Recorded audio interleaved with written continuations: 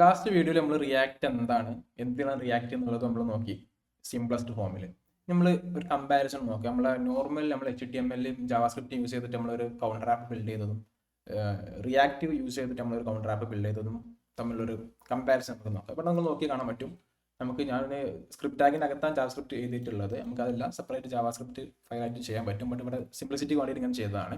ഇവിടെ നോക്കി കാണാൻ പറ്റും. നമ്മുടെ HTML അകത്ത് ഒരു H1 ഉണ്ട്, നമ്മളെ കൗണ്ട് കാണിക്കാൻ. ഒരു ബട്ടൺ ഉണ്ട്, ആ ബട്ടൺ ക്ലിക്ക് ചെയ്യുമ്പോൾ കൗണ്ട് കൂടാൻ വേണ്ടിയിട്ട് നമ്മൾ ചെയ്തിട്ടുള്ള എന്താണ്. പിന്നെ നമ്മൾ HTML കൗണ്ട് വേരിയബിൾ ക്രിയേറ്റ് ചെയ്തിട്ടുണ്ട്. നമ്മളെ കൗണ്ട് H1 ബട്ടണിലോട്ടുള്ള വാരിയബിൾസ്, അതായത് നമ്മളെ എലമെന്റ്സ് ഗ്രാബ് ചെയ്യാനുള്ള സംഭവം ചെയ്തിട്ടുണ്ട്.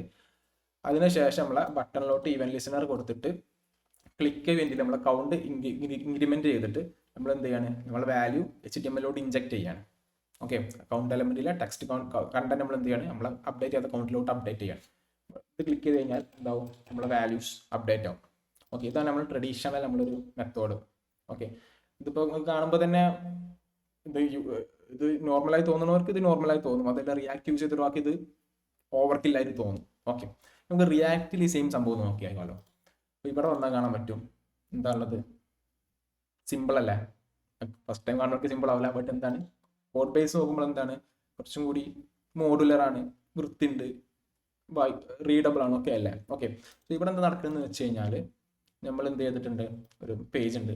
നമുക്കൊരു ആപ്പ് എന്ന് പറഞ്ഞിട്ടുള്ളത് നമ്മൾ ഇനീഷ്യൽ പേജ് ഉണ്ട്, പേജ് അല്ല കോമ്പണന്റ് ഉണ്ട്. അതിൻ്റെ അകത്ത് ഇതൊന്നും ഇപ്പോൾ നിങ്ങൾ നോക്കണ്ട. കൗണ്ട് എന്താണ്, സെറ്റ് കൗണ്ട് എന്താണ്, യൂസ് സ്റ്റേറ്റ് എന്താണെന്നൊന്നും നോക്കണ്ട. നിങ്ങൾ ഈ റിട്ടേണിൻ്റെ അകത്തോട്ട് നോക്കിയാൽ മതി. പിന്നെ ഹാൻഡിൽ ക്ലിക്കിൽ നമ്മൾ എന്ത് ചെയ്യുന്നുണ്ട്, നമ്മളെ വാല്യൂ കൗണ്ടിൻ്റെ വാല്യൂ ഇൻക്രിമെന്റ് ചെയ്യുന്നുണ്ട്.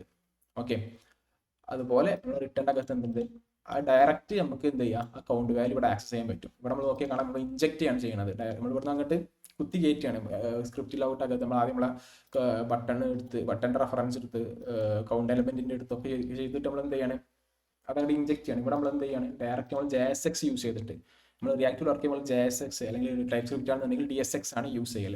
അതായത് നമ്മൾ ജാവാസ്ക്രിപ്റ്റിലോട്ട് HTML ജാവാസ്ക്രിപ്റ്റും ഒരുമിച്ച് നമുക്ക് യൂസ് ചെയ്യാൻ പറ്റുന്ന ഒരു ലാംഗ്വേജ്.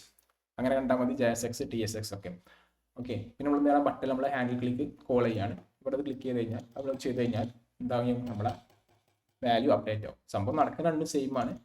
ഇവിടെ വന്നു കഴിഞ്ഞാൽ ഇതെന്താണ്, കുറച്ചുകൂടി സ്കെയിലബിൾ ആണ്. നമ്മൾ ഫുൾ സ്കെയിൽ ആപ്പിൽ, അതായത് നമ്മൾ വലിയ പ്രൊജക്ട്സിലൊക്കെ വർക്ക് ചെയ്യുമ്പോൾ, അതായത് വലിയ വലിയ കമ്പനീസ് ഒക്കെ, നെറ്റ്ഫ്ലിക്സ് ആണെന്നുണ്ടെങ്കിലും ഫേസ്ബുക്ക് ആണെന്നുണ്ടെങ്കിലും, ആക്ച്വലി ഫേസ്ബുക്ക് ആണ് റിയാക്റ്റിന്റെ ഡെവലപ്പേഴ്സ്. അതായത് റിയാക്ട് ബിൽഡ് ചെയ്തത് മെയിൻറ്റെയിൻ ചെയ്യുന്നതും ഫേസ്ബുക്ക് ആണ്. ഫേസ്ബുക്ക് ആണെന്നുണ്ടെങ്കിലും ഇപ്പം നമ്മൾ ഒരു യൂസ് ചെയ്യുന്ന ഒരുവിധം ഒട്ടുമിക്ക വെബ് ആപ്സ് വെബ്സൈറ്റ്സ് ഒക്കെ ബിൽഡ് ചെയ്യുന്നത് റിയാക്റ്റിലും അല്ലാന്നുണ്ടെങ്കിൽ അതിന്റെ ഫ്രെയിംവർക്ക് ആയ Next.js ഒക്കെ യൂസ് ചെയ്തിട്ടാണ്. സോ ഇത്ര സിമ്പിളറായിട്ട് നമുക്ക് ഡയറക്റ്റ് എന്ത് ചെയ്യാൻ പറ്റും, ജാവാസ്ക്രിപ്റ്റ് വേറൊരു ഫയൽ, HTML വേറെ, CSS വേറെ, അതിന് പകരമായിട്ട് നമുക്ക് എന്ത് ചെയ്യാം, ഒക്കെ ഒറ്റ JSX ഫയലിൽ നമുക്ക് ചെയ്യാൻ പറ്റും. സോ JSX എന്താണെന്നുള്ളത് നമുക്ക് അടുത്ത വീഡിയോയിൽ നോക്കാം.